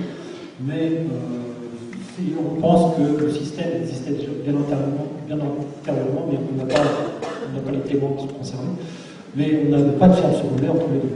C'est sûr qu'on a des fermes qui sont distantes de notre domaine, avec des pannes, du chevronnage. Et c'est conçu, c'est pensé pour qu'il n'y ait pas de ferme secondaire, justement. Donc, contrairement aux chevrons de fer, là on a des fermes principales et des fermes secondaires, qui sont faites justement pour se dispenser de ce système de panne. Voilà. Petite différence entre les deux, c'est que c'est pas forcément plus économique en bois, mais c'est plus économique en temps de réalisation. C'est-à-dire qu'il y a beaucoup moins d'assemblage à tailler, ce qui fait que c'est plus rapide à réaliser. Donc c'est vraiment chaque fois plus économique, ce qui va faire son succès. Ce qui va expliquer que ces charpentes à ferme et panne vont remplacer les chevrons fournisseurs. Une question. Vous pouvez parler fort? Oui, bien sûr. J'aurais été intéressé de comprendre l'utilité des fermes à chaque extrémité. Pourquoi n'avoir pas fait reposer les pannes sur la maçonnerie dès le début? Très bonne question. Alors, c'est typiquement médiéval. Au Moyen-Âge, on a du mal à connecter les charpentes avec la maçonnerie. On sort d'une civilisation du bois. Il faut bien savoir que la plupart des bâtiments étaient en bois, et peu à peu, à partir du XIIe, XIIIe, XIVe siècle, on l'a construit de plus en plus en pierre, mais la charpente, est vraiment, on essaie de faire en sorte à ce qu'elle soit le plus indépendante possible des maçonneries. Et c'est pour ça que les pannes, en fait, avant, elles étaient systématiquement sur des fermes contre les pignons. Et c'est à partir, quand on sort du Moyen-Âge, et bien justement, on va retirer, faire en sorte d'avoir des pannes ancrées directement sur la maçonnerie, ce qui n'est pas forcément mécaniquement une bonne solution, mais en tout cas, parce que ça va créer en général des désordres sur les maçonneries, et en tout cas, c'est vraiment une des caractéristiques des charpentes médiévales. C'est plus une question de conception générale des ouvrages. Une question. Gérald. Merci.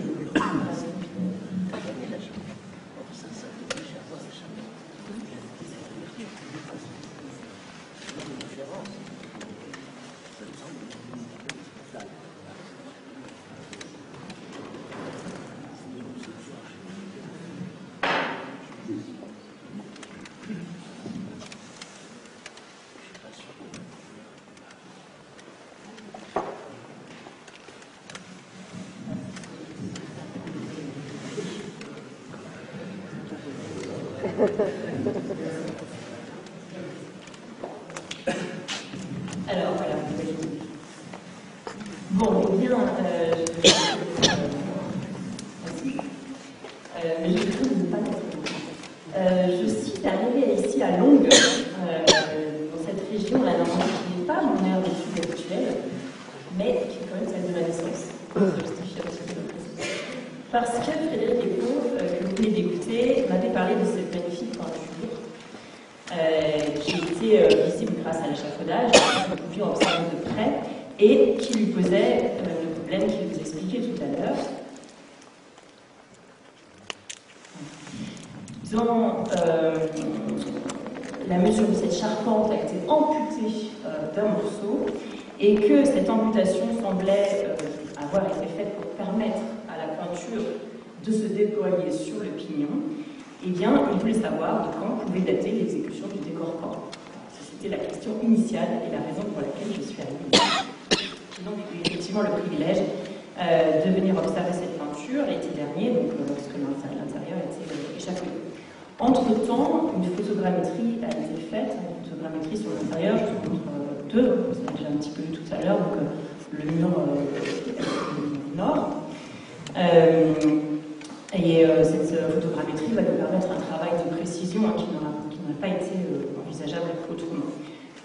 Il y a beaucoup de choses qui paraissent sur cette photogrammétrie, mais dans les quelques minutes que nous allons passer ensemble, je vais vous parler principalement du haut du pignon. Et puis je vais très rapidement à la fin le mur.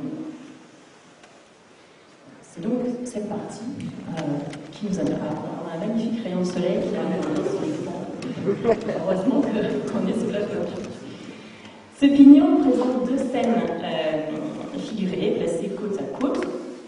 À gauche, l'archange Michel est en train de terrasser le dragon dans un encadrement qui est en partie effacé, mais que vous voyez apparaître doucement grâce à un dessin. Et il se trouve sur un fond agrémenté d'un semis de fleurettes peintes au pochoir. À droite, sur un fond rouge, semé de fleurettes blanches, très effacées, très peu, l'ange Gabriel s'agenouille devant la Vierge, qui est assise sous un dais. C'est donc la scène de l'Annonciation, donc le moment où Gabriel annonce à Marie qu'elle sera pénétrée par l'Esprit Saint et qu'elle enfantera le Fils de Dieu. De part et d'autre, ainsi qu'au-dessus et au-dessous, se trouve un semis de fleurettes de trois types. Vous voyez ici des sextefeuilles, ici des fleurettes faites de points et aussi des trèfles ici. Un semis de trois types qui semble répondre à l'appareil qui est peint en partie basse, ici, et qui est agrémenté donc, au centre de chaque pierre de même type de sextefeuille. Outre le mystère de la charpente coupée, un détail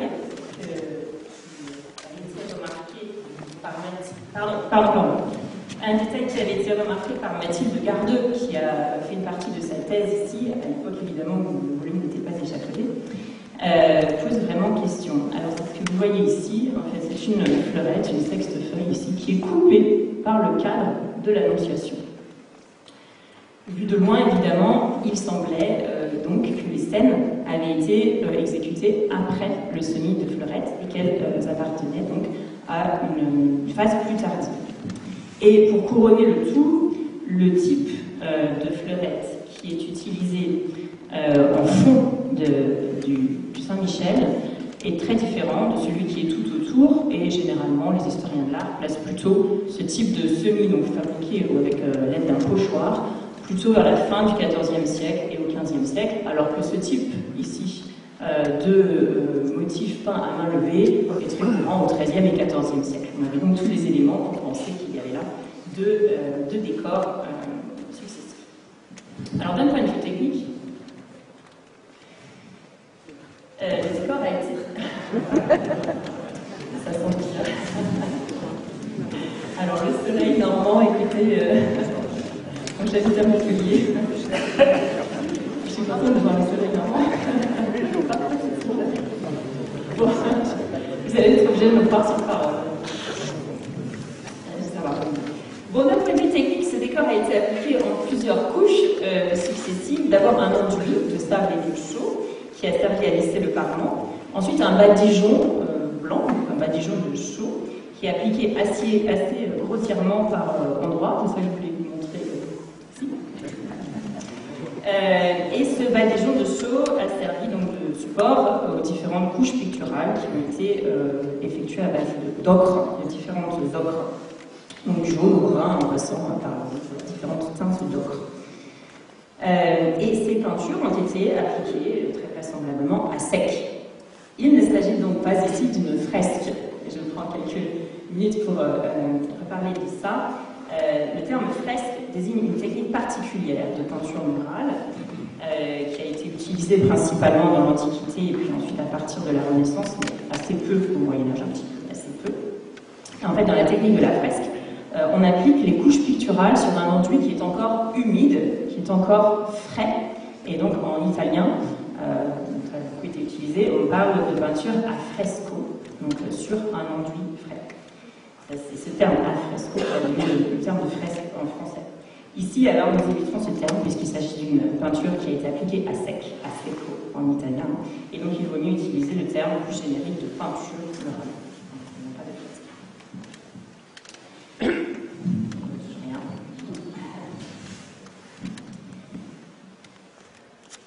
Alors, contrairement à ce que... Contrairement à ce qu'on avait pu penser de loin, en fait, les deux scènes figurées font partie du même décor que les fleurettes qui les entourent. Ça, c'est la nouveauté que les échafaudages nous ont permis de voir. Si les fleurettes, en fait, avaient appartenu à un décor plus ancien, comme on a pu le penser, alors elles auraient été sous les scènes peintes et, étant donné l'usure de ces scènes peintes, eh bien, on les aurait vues apparaître de façon sous-jacente. C'est le cas d'ailleurs en haut du Saint-Michel. Vous ne verriez pas, mais en haut du Saint-Michel, le cadre est assez effacé et on voit par-dessous les fleurettes, mais c'est vraiment juste sous le cadre. Et puis, s'il y avait eu deux décors superposés, on aurait pu observer de près, une fois qu'on était sur l'échafaudage, le recouvrement du badigeon du deuxième décor par-dessus le badigeon du premier décor. Or, ce n'est pas du tout le cas. Comme Esther Almelia, qui est venue ici en tant que restauratrice pour faire une étude préalable à la restauration, j'ai pu observer la continuité du badigeon tout autour des cadres. Donc, j'en conclus l'organisation suivante. Après avoir appliqué l'enduit partout, puis le badigeon sur la partie haute, sur la partie triangulaire du pigeon, du pinon, la partie ornementale du décor a été exécutée. Il y a un cadre blanc, la partie ornementale, donc qui se trouve ici tout autour. Et la partie centrale a été laissée en réserve. Probablement est-ce un premier peintre qui a fait la partie ornementale. Et dans un deuxième temps, très rapidement, un deuxième peintre, peut-être le même, a priori un deuxième peintre, est venu pour exécuter les peintures figurées. Il avait un répertoire décoratif un petit peu différent, on peut supposer qu'il était plus habile pour peindre des personnages. Ensuite, dans un deuxième temps, mais probablement juste après, la partie basse du pignon a été peinte. Alors, ce que j'essayais de vous montrer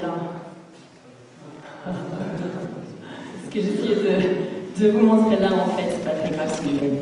C'est un recouvrement de badigeon qui suggère qu'une fois que la partie haute était peinte, eh bien, on n'a pas ensuite la partie basse, ce qui est tout à fait logique. Si c'est exact, c'est tout à fait logique, puisque les peintres ont l'habitude de peindre du haut vers le bas pour éviter de souiller évidemment les parties qu'ils ont déjà achevées. Alors, maintenant que on peut estimer la contemporanéité des scènes figurées avec les autres parties du décor, la partie ornementale établie, eh bien, il reste à proposer une date pour ce décor dans son ensemble. Alors, les historiens de l'art travaillent généralement par comparaison avec des œuvres mieux connues quand il n'y a pas d'autres critères de datation, et procèdent en déterminant les périodes durant lesquelles un motif, une façon de dessiner ou une disposition particulière ont été utilisées. Donc, ce sont des fourchettes de datation qu'on propose. Alors, dans le cas de Long, il y a un certain nombre d'éléments qui peuvent être convoqués. Je vous présente simplement les plus importants.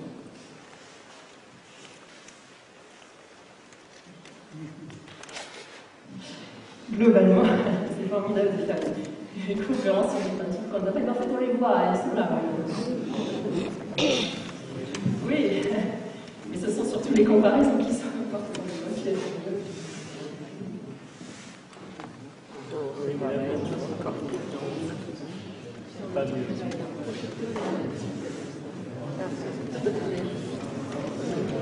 Alors,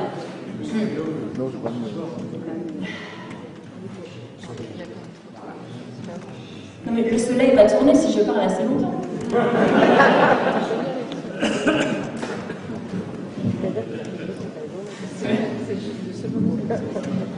Alors, globalement, les vêtements qui sont portés par les anges, on le voit très bien sur le Saint-Michel ici à gauche, sont une tunique jaune ici chez Saint-Michel, recouverte d'un manteau qui est enroulé comme une cape. Alors, ce sont des drapés intemporels qui ne reflètent pas la mode de l'époque, qui sont inspirés de l'Antiquité et qui étaient très couramment utilisés au XIVe siècle, déjà au XIIIe, notamment pour les personnages religieux qui gardent des vêtements intemporels. Ils sont arrangés de façon très typique. Les plis sont larges, tombant de façon tuyautée. Ce sont ces traits qu'on voit ici, qui évoquent un tissu lourd, en robe, le corps sans le révéler. Et ils sont généralement ramenés sur les épaules ou sur l'avant-bras. Vous voyez un pan ici, et un pan ici aussi qui est ramené sur l'avant-bras. Et ils tombent en enroulement et s'achèvent avec une pointe ici. Alors, ils sont tout à fait typiques, on en trouve beaucoup dès la fin du XIIIe siècle et dans l'art du XIVe siècle. C'est parce que je vous montrer là. Ça, c'est un très beau manuscrit des Heures de Jeanne de Navarre. Vous pourriez chercher les Heures de Jeanne de Navarre qui datent des années 1336, 35 et 40. À Longue, les enroulements sont particulièrement bien visibles chez Saint-Michel, exécutés avec différentes teintes d'ocre qui montrent l'avers et le revers de différentes couleurs. Ce type de drapé persiste jusqu'à la fin du XIVe siècle au moins et sont notamment visibles. Ici, ce que je vous montre, c'est la tenture de l'Apocalypse d'Angers, qui est datée vers 1373-1382. On commence à le revoir, regardez. Vous devinez peut-être ici ce type d'enroulement, ici, avec les deux couleurs de drapé, qui se finissent avec une pointe triangulaire. Pour l'ange Gabriel, l'ange de l'Annonciation, ce type de drapé se trouve très couramment au XIIIe.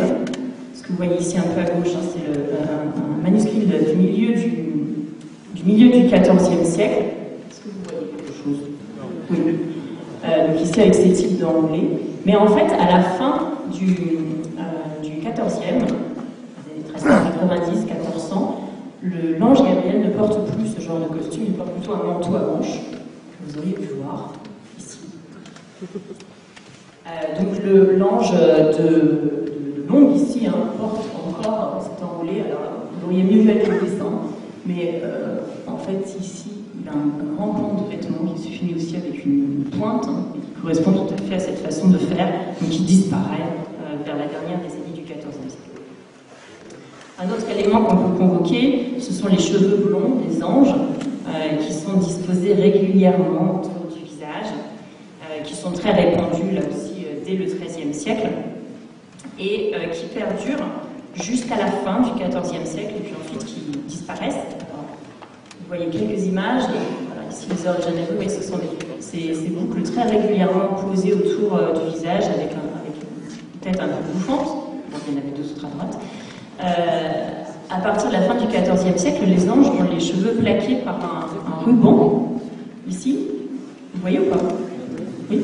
Un ruban ici, voilà, donc il plaque la partie supérieure des cheveux et qui fait des sortes de touffes autour du visage, qui sont un peu plus larges, et qui descendent dans le cou. Vous voyez ici, vous voyez un peu mieux ici sur celui-là. Ce sont les cheveux qui descendent dans les coups. À Longue, manifestement, les personnages ne sont pas du tout touchés par cette mode et donc sont bien antérieurs à la fin du XIVe siècle. Alors, ce qui nous aide le plus pour dater cette peinture, c'est l'Annonciation. Très clairement, l'Annonciation ici répond à des critères qui appartiennent à une période particulière. Dans la tradition septentrionale, jusque dans les années 1320, l'Annonciation était toujours représentée avec l'ange à gauche, debout, et la Vierge à droite, debout, faisant un signe d'acceptation. Il y en a des dizaines et des centaines. Et puis, dans les années 1320, apparaît une nouveauté chez un grand enlumineur qui s'appelle Jean Pucelle. Vous avez ici un manuscrit qui est extrêmement connu, qui s'appelle Les Heures de Jeanne d'Évreux. Jeanne d'Évreux était reine de France. Et dans ce manuscrit, eh bien, vous voyez que l'ange, ici, est agenouillé face à la Vierge qui est toujours debout. Alors ça, c'est un trait que Jean Pucelle emprunte à l'Italie, et notamment un très grand peintre qui s'appelle Duccio. Ici, c'est pas grave, c'est l'annonce de la mort de la Vierge qui se trouve dans le Maestà de Sienne, qui est très très similaire, le cadre architectural est très similaire, et notamment dans la position de l'ange qui s'agenouille devant la Vierge. Alors Pucelle meurt en 1334, et son style, qui est nourri de formules italiennes, perdure dans l'œuvre de Jean Lenoir, son suiveur. Donc là, je vous remontre l'annonciation de Pucelle, ici celle de Jean Lenoir. Et dans cette annonciation, qui est une dizaine d'années postérieure, 1336-1340, eh bien, l'ange s'agenouille et a merci. Et la Vierge, vous la voyez, elle est désormais assise. Ça, c'est très nouveau dans le nord de la France, en fait. Donc, on est dans les années, fin des années 60-30, la Vierge est assise ici. Elle est assise dans un fauteuil qui a un dais. Alors, ce n'est pas du tout le même type de dais qu'ici, mais c'est un dais en arc brisé, mais elle est tout de même assise dans un fauteuil à dais. Alors, ces positions de l'ange et de la Vierge se retrouvent l'une, l'autre ou les deux dans la peinture et la sculpture monumentale à partir des années 1340, mais c'est quand même une formule qui reste minoritaire, en fait, qui dépend beaucoup de ces grands peintres parisiens. Je vous montre ici une sculpture qui est donc sur la façade de la cathédrale de Meaux, qui est assez bien datée, donc là aussi 1336-1345, mais l'ange est agenouillé et la Vierge est assise. Ici, à la chapelle Sougère-au-Roi, on est dans l'Oise, l'ange est agenouillé, mais la Vierge est encore debout. Donc, à Londres, on a bien une formule avec l'ange qui s'agenouille, et en fait, il est en génuflexion, il n'est pas complètement agenouillé, il est en génuflexion, on voit son pied ici derrière. Et la Vierge est donc assise sous un dais. Donc, on est bien dans cette lignée, dans cette tradition iconographique. Parallèlement à cela, une nouveauté très importante pour nous, pour Londres, est introduite en France. Il s'agit du dais quadrangulaire qui semble se projeter vers l'avant. Alors c'est celui qu'on voit ici à Londres, ici, ici ou ici. Donc il semble se projeter en avant grâce à des lignes qui sont placées parallèlement et qui évoquent une perspective qui est encore empirique à cette époque, mais qui donne bien cette impression de projection vers l'avant. Alors ce trait est également emprunté d'Italie et il apparaît également pour la première fois en France dans l'œuvre de Pucelle. Ce que vous voyez ici, c'est l'œuvre de Giotto dans la chapelle de l'Arena à Padoue. Donc vous voyez aussi de part et d'autre de l'Annonciation, où la Vierge sont agenouillées. Donc ça, c'est le tout début du XIVe siècle. Vous voyez ces dais ici qui se projettent en avant. C'est vraiment la première fois qu'on les utilise. Et ils sont adoptés par Jean Pucelle parmi d'autres styles italianisants. Donc ici, toujours dans les Heures de Jeanne d'Évreux.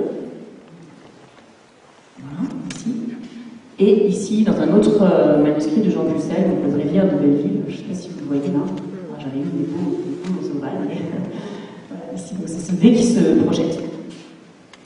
Et on retrouve aussi ce trait, donc toujours dans l'œuvre de Jean Lenoir, qui est un suiveur de Pucelle, ici donc dans les petites heures de Jean de Belleville. Alors Jean Lenoir a une carrière très longue, on le suit des années 1330 jusqu'à 1380 à peu près. Et je vous montre ce manuscrit à dessin. Il date des années à peu près 1375, donc on voit que ce motif perdure en fait assez longtemps. Alors, ces grands peintres, Jean Lenoir Jean Pucelle et Jean Lenoir, ont eu une influence très importante dans l'art du XIVe siècle, mais assez lente, c'est-à-dire que les formules antérieures ont perduré assez longtemps. Dans l'art monumental, alors malheureusement nous avons perdu la majorité de la production, mais il faut dire que ce type de dais reste assez peu répandu, il est plutôt rare. Il y en a un dans une verrière de la cathédrale de Strasbourg, hein, ici, voilà, vous retrouvez. Et en fait, cette verrière ressemble tellement à ce que faisait Pucelle qu'une historienne de l'art américaine l'a attribuée à Pucelle lui-même. Donc à ce moment-là, peut-être d'avant 1330. Et puis ailleurs, eh bien, j'en ai cherché et j'en ai trouvé assez peu d'exemples. Il a fallu que j'en trouve un qui provient d'Autriche, donc on est quand même très loin d'ici, hein, pour avoir un thème qui est beaucoup plus maladroit que ce qu'on trouve chez Pucelle et que ce qu'on trouve ici. Donc ça, celui-là date des années 1350, il est conservé à Londres et au muséum. Sinon, je vous montre quand même un exemple qui diffère et qui est beaucoup plus représentatif des dés qu'on trouve. Ce sont des dés qui sont fondés sur des formes architecturales, ici à Évreux. Un exemple qui était proche volontairement, dans les années 1360-70, vous voyez, ce sont des dés avec des formes qui répondent à l'architecture gothique et qui sont assez loin de ces dés aplatis. Alors, sans doute le meilleur exemple, il n'y en a pas ici, il y a des très bons exemples comparatifs. Et le meilleur que j'ai trouvé à ce jour, c'est la tenture de l'Apocalypse d'Angers, où dans un certain nombre de scènes, l'édicule qui se trouve à gauche est formé de cette façon, il est très allongé, avec ici une partie en diagonale qui semble se projeter. Peut-être que celui-là est mieux. Voilà, ici. Vous devinez ou pas? Difficilement.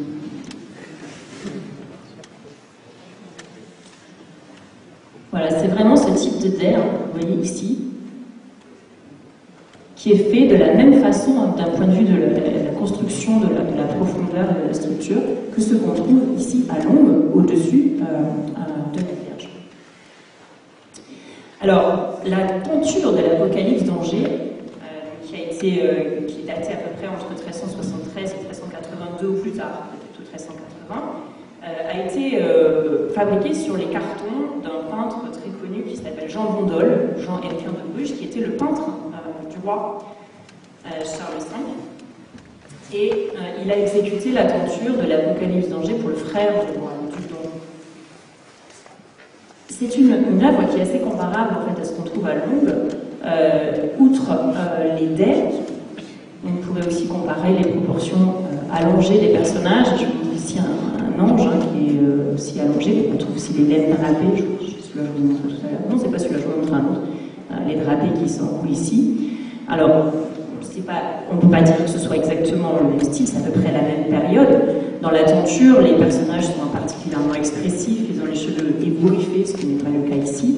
Ils ont des drapés volubiles qui sont assez différents. Mais tout cela témoigne surtout de la virtuosité de Jean Bondol, qui était un très grand peintre au service du roi. On est quand même à peu près dans les mêmes années, c'est un même style, même si ce n'est pas une même personnalité.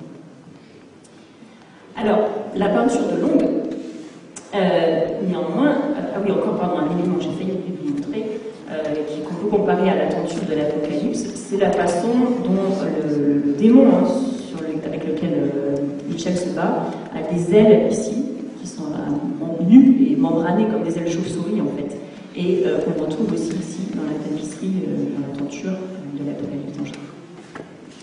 Donc Jean Bondol était un peintre virtuose, évidemment, mais la peinture de Longue n'est pas en reste. Ces personnages sont particulièrement élégants. Les parties les mieux préservées, c'est-à-dire surtout le Michel, Saint-Michel, témoignent d'un très grand raffinement, notamment les plumes de Saint-Michel. Ça revient un petit peu, on commence à le voir ici. On le voit peut-être mieux ici. Les plumes de Saint-Michel qui sont très travaillées, hein, c'est assez rare. Alors peut-être les ailes de Gabriel étaient-elles de la même qualité, mais l'annonciation est beaucoup plus effacée, elle a sans doute reçu des fuites d'eau, je pense, beaucoup plus que Saint-Michel. Et puis, surtout, les peintures ici à Longue, hein, ces deux scènes, témoignent d'une excellente connaissance de formules qui étaient encore relativement récentes et qui étaient utilisées par les meilleurs peintres parisiens. Et donc la production parisienne devait être connue de ce peintre de Longue.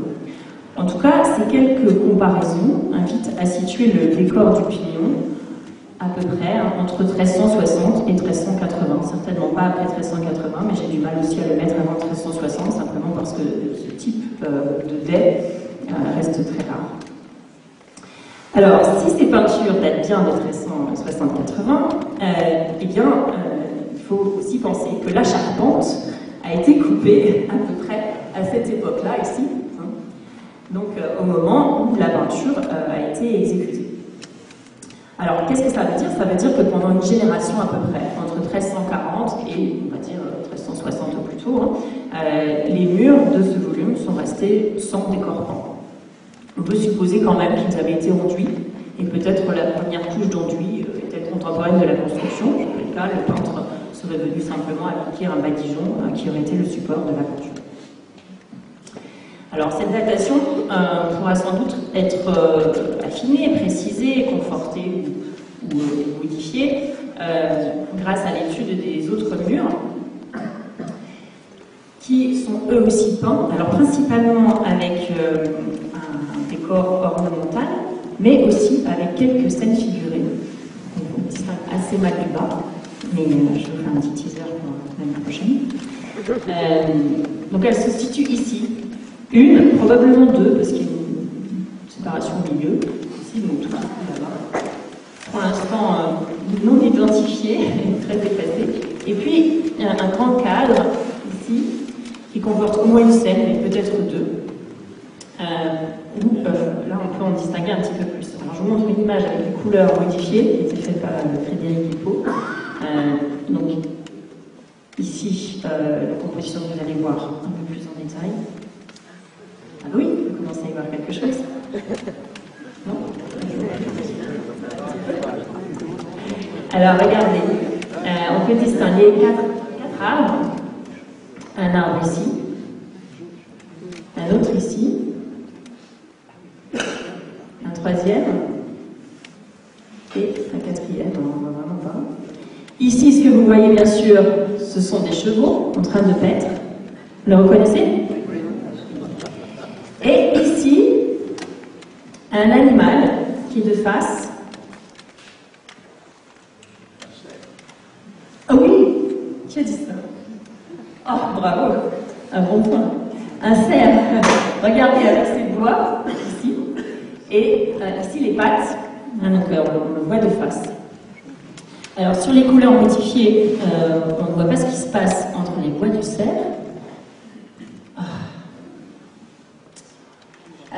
Non, bah, pas plus. Alors en fait, je vais vous le dire, hein. Entre les bois du cerf, on voit... même moi, je vois rien dessus. On voit, écoutez, on voit un visage nimbé avec une tête penchée sur le côté, un corps en diagonale et des jambes et des bras sur le côté. Donc en fait, c'est un Christ en croix qui se trouve entre les bras du cerf. Oui, c'est un Christ en croix. Alors un Christ en croix entre les bras d'un cerf, eh bien, ça fait immédiatement penser à la vision de Saint Eustache. Saint Eustache, c'est un saint qui a une histoire tout à fait rocambolesque. Je pourrais vous raconter une autre fois. Et je vous montre ici une image de Saint Eustache qui date de la même période. Donc il est agenouillé, c'est un personnage qui a une vision du Christ pendant une chasse. Et donc il est agenouillé, et vous voyez qu'il voit ici le Christ en fait entre les bois du cerf. Il est descendu de son cheval qui est ici. Alors là, c'est une image à peu près de la même époque avec le même type d'arbre. Et donc c'est probablement cela qu'il faut voir sur le mur ici à Londres. Et donc Saint Eustache devrait être agenouillé ici. Si j'ai raison, hein, je sais pas, tout ça se confirme. Saint Eustache devrait être ici. Alors j'imagine qu'il y a une autre scène ici, d'ailleurs il y a ici un autre personnage qui tient un bâton à côté, mais je ne sais pas encore qui c'est. Ah oui, alors peut-être qu'on le voit mieux, exactement. Voilà, l'autre personnage est ici. Donc ça c'est son épaule gauche, son coude gauche, sa main gauche qui tient un bâton écoté ici. Ici sa tête, probablement casquée, mais je n'en suis pas sûre. Voilà, donc ce personnage est ici.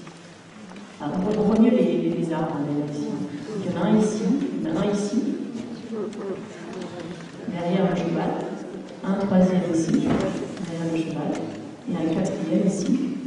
Voilà, et le Saint-Eustache doit être quelque part par là, face au cerf, Et ici, l'église qui est ici. Bon, alors, il faudra encore travailler quelques heures, hein, parce que bon, pour l'instant, j'ai surtout travaillé sur le pignon, donc il faudra bien sûr dessiner ces scènes pour en tout cas le lire un petit peu mieux. Et puis, sans doute aussi faire intervenir un restaurateur en espérant qu'un petit nettoyage permettrait de retrouver un petit peu plus de la scène. Voilà, ces quelques suggestions ne sont qu'un premier aperçu. L'objectif principal, pour moi, aujourd'hui, c'était de proposer une datation du pignon sur des critères stylistiques. Bien sûr, cette datation reste à préciser, et au-delà de la datation, il reste de nombreuses questions à traiter. Notamment, on va étudier précisément le reste du décor, il y a encore beaucoup de surface. Non seulement dans le niveau, mais aussi dans le niveau bas, parce que vous avez vu qu'il y a aussi des peintures ici, au-dessus de la porte, donc qui appartenaient au volume inférieur, qui sont moins importants en surface, mais il faut aussi les étudier. La deuxième question qui est à étudier, c'est considérer les peintures en lien avec les fonctions et avec l'usage du lieu durant la seconde moitié du XIVe siècle. Est-ce que les scènes ont été choisies en fonction de leur emplacement? Ont-elles un message spécifique? Peut-être une connotation particulière, on peut en parler, ça reste encore à étudier. Et puis, quelle est la place de ce décor dans ce contexte régional et plus largement dans le nord de la France? A priori, tous les éléments sont réunis pour que dans les mois ou dans les années qui viennent, des propositions de réponses soient apportées. Et puis, face à un lieu et à un décor d'une telle importance, eh bien, je pense qu'il est souhaitable de multiplier les collaborations fructueuses qui ont déjà commencé à arriver. Voilà. Alors, je n'ai pas du tout parlé de ce que tu as annoncé.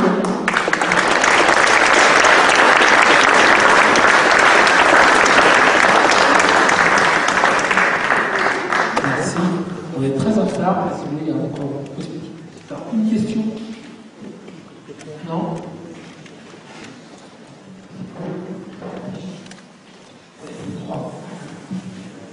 On tient à remercier tous les trois votre travail sur l'abbaye.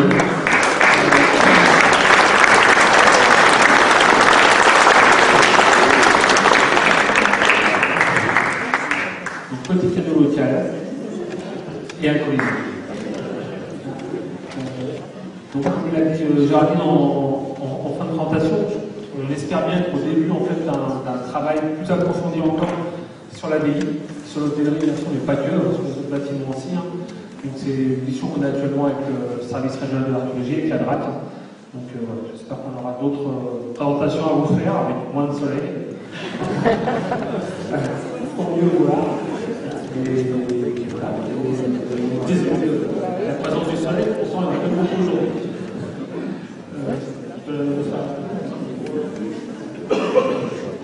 Oui, alors là, on est quand même venu rapidement notre trajet. Et après, on s'attendra pour un petit pot. Mais on va commencer avec. Je vais demander à notre secrétaire. Je vais demander à notre secrétaire si on a le quorum. Pour commencer. Vous pouvez être rassuré, on a le quorum. Très bien.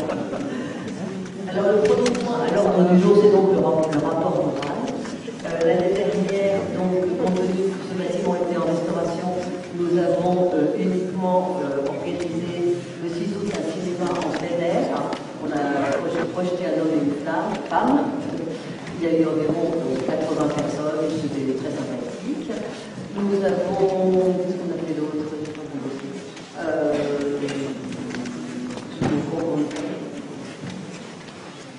On a reçu des classes de l'école de Londres. Le maire était là, mais malheureusement il a dû partir. On a réalisé